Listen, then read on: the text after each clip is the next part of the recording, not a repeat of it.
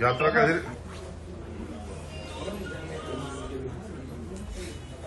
4-5 दिन तो रहेगा, 3 दिन तो कम तुम रहेगा। तुम रहो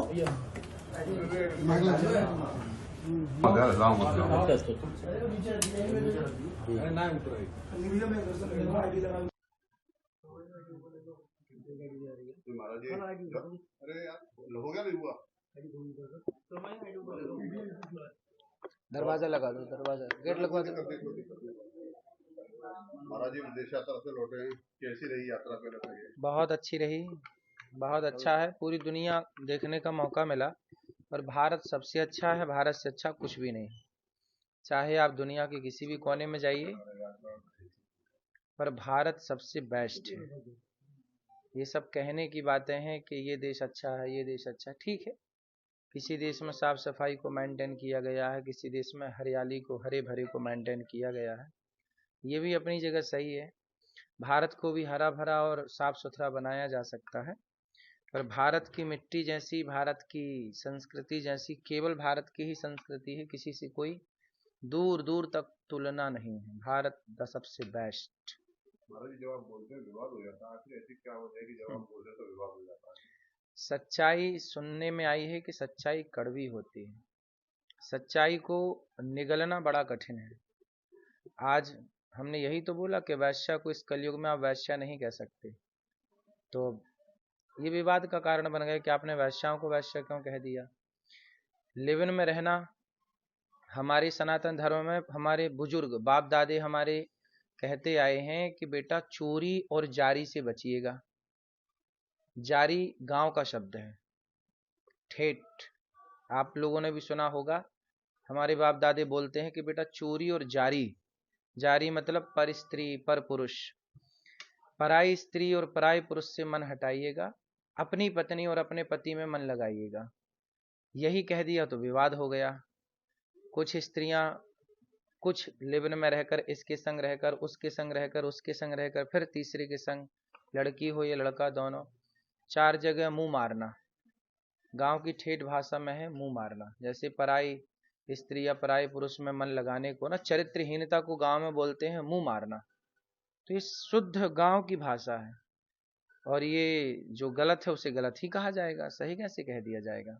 महाराज जी आपका भाव तो ठीक था, लेकिन महिलाओं का आरोप है कि आपने जिस तरीके से व्यास गद्दी से कहा उसको लेकर उनको आपत्ति है। पहली बात तो मैं आपको बताऊं कि ये बात प्रश्नोत्तरी, जैसे हम आपसे संवाद कर रहे हैं ना, हम एक संवाद के माध्यम से प्रश्नोत्तरी कार्यक्रम करते हैं, जो कि व्यास गद्दी से अलग कार्यक्रम है। तो ये व्यास गद्दी का कार्यक्रम था ही नहीं, पहली बात तो। दूसरी बात, आपने कहा कि आपने शब्द कुछ ऐसे कहे, ठीक है, पूज्य प्रेमानंद जी ने तो ऐसे शब्द नहीं कहे, फिर भी उनका विरोध हुआ। इसका मतलब है कि शब्दों का विरोध नहीं है, संतों का ही विरोध है। यदि शब्दों का विरोध होता तो केवल मेरा होता। फिर पूज्य प्रेमानंद जी ने तो शब्द ऐसे नहीं बोले, कठोर शब्द, फिर क्यों विरोध हुआ? क्योंकि आज के इस कलिकाल में संतों को टारगेट बनाया जा रहा है, संतों को किसी भी तरह से बदनाम किया जाए। जितना विरोध अनिरुद्धाचार्य का हुआ, क्या छिंगुर बाबा का हुआ, जो खुलेआम लड़कियों की सप्लाई करता था, 10-10 लाख में बेचता था। जो गलत कर रहा है उसके पुतले जलाए गए हों तो बताओ, छिंगुर बाबा के? छिंगुर बाबा ने तो खुलेआम लड़कियों की सप्लाई की, 10-10 20-20 लाख में बेचा, और मुसलमान होके हिंदू बन के घूमता रहा। किसी महिला को कोई आपत्ति नहीं जब उसने महिलाओं को बेच दिया। महिलाओं को बेच दिया छिंगुर बाबा ने, तब कुछ महिलाओं को आपत्ति नहीं हुई। लेकिन अनिरुद्धाचार्य ने आपकी बेटियों को और आपके बेटों को कह दिया कि चरित्रवान बनिए, क्योंकि ये देश राम का है। चरित्रवान राम, राम चरित्र सुनवे को रसिया, राम लखन सीता मन बसिया। हम ही चरित्र की बात नहीं करेंगे आपकी बेटी के लिए और आपके बेटों के लिए, तो बताइए फिर व्यास गद्दी क्या बात करे? चरित्रहीन बनने दे समाज को। लिव-इन में रहना क्या आप लोग ठीक समझते हैं? जब आप सब ठीक समझते हैं तो फिर मेरे अकेले बोलने से क्या होगा? छिंगुर बाबा का विरोध कितनी महिलाओं ने किया। अनिरुद्धाचार्य का पुतला जलाएंगे, विरोध करेंगे, क्योंकि इससे कुछ मिल रहा होगा उनको। अब ये सवाल है कि छिंगुर बाबा का पुतला क्यों नहीं जलाए? किसकी साजिश लगती है आपको? अब भगवान जाने, हम क्या जाने किसकी साजिश है। सनातन विरोधी कोई आज से थोड़ी है, सनातन विरोधी तो सदा से रहे हैं। और जो सनातन का काम करेगा ठीक ठीक उसी का विरोध होगा। जो शराब पी के पड़ा है, जो गलत काम कर रहा है, उसका कोई विरोध नहीं करेगा। आज देखिए गुटखे का प्रचार टीवियों में धड़ल्ले से चल रहा है, शराब का प्रचार चल रहा है, जुए के ऐपों का प्रचार चल रहा है, हर बुराई का प्रचार खुलेआम चल रहा है। हमने तो केवल यही कह दिया ना कि भाई मर्यादा में रहो, पुरुष हो या स्त्री हो, तो विरोध हुआ। तो क्या मर्यादा में रहने के लिए कहना ये गलत है? ये अपराध है?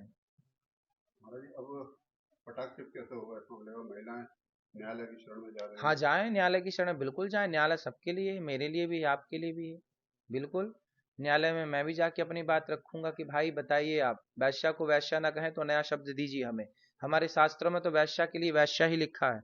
ये लिखा है, देखिए मैं आपको पुराण का प्रमाण दे रहा हूं। अब इससे बड़ा प्रमाण आपके लिए क्या हो सकता है? ये देखिए, ये ब्रह्मवैवर्त पुराण श्री कृष्ण जन्मखंड अध्याय नंबर है 75, श्लोक नंबर है 64 नारी वैश्या प्रतिज्ञेया चतुष्पुरुष गामिनी। जो 4 पुरुषों के संग रहे, स्त्री या पुरुष, ऐसे लोगों को, पुरुष को व्यभिचारी कहा जाएगा, स्त्री को वैश्या कहा जाएगा।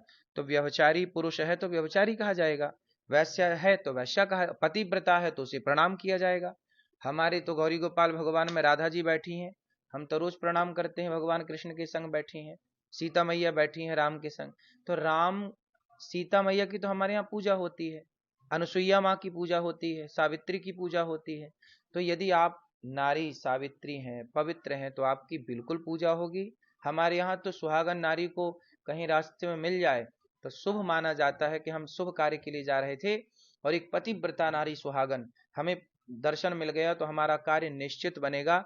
जैसे जाते समय गाय का दर्शन होना, कन्या का दर्शन होना, ब्राह्मण का, साधु का, ऐसे सुहागन स्त्री का दर्शन भी शुभ माना गया है। तो हमारे यहाँ तो नारियों को शुभ माना गया है। लेकिन किन नारियों को? जो कुलटा है, जो पर पुरुष से गमन करती हैं, या जो इस पुरुष पर नारी से गमन करता है, क्या ये भी उसी श्रेणी में आएगा? महाराज जी, जो महिलाएं विरोध कर रही हैं, उनका गुस्सा कैसे शांत करेंगे? अब भाई उनका गुस्सा तो उनके भगवान शांत करें, हम क्या शांत करें? हम थोड़ी गुस्सा दिला रहे हैं किसी को। वो कह रहे हैं कि हमारी गिनती 4 में कर दी। नहीं, आप 4 में क्यों रहें? आप जो 96 लोग हैं उनमें रहिए। हमारा उनका कहना है कि मराठी में शास्त्र में उनका हुआ वैसा वैसा कह सकते हैं, और कानून में नहीं कह सकते। तो क्या अरे कहें? कानून की किताब धर्म से बड़ी नहीं है, समझ रहे हैं? धर्म धर्म रहेगा, कानून कानून रहेगा।